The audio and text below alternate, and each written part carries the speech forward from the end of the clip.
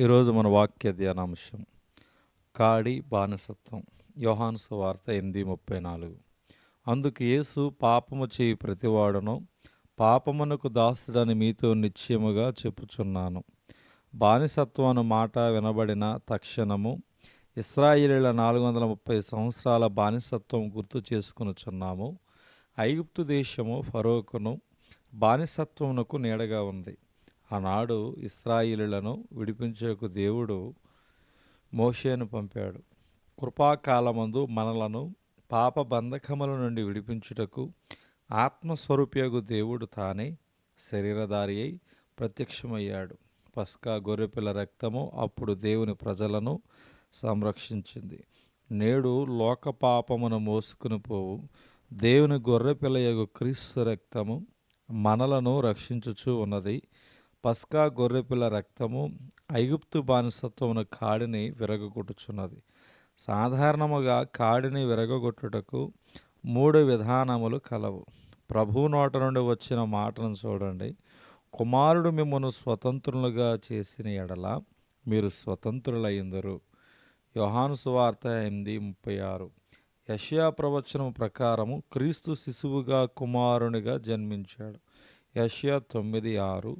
ఆశ్చర్యకరుడు, ఆలోచనకర్త, బలవంతులైన దేవుడు, నిత్యుడగు తండ్రి, సమాధానకర్తయగు అధిపతి అని అతనికి పేరు పెట్టబడును. దేవత్వం యొక్క సర్వపరిపూర్ణత క్రీస్తునందు నివసించెను. కొలసీ పత్రిక 2:9. క్లుప్తంగా చెప్పాలంటే దేవుడు సశరీరుడిగా ప్రత్యక్షమయ్యాడు.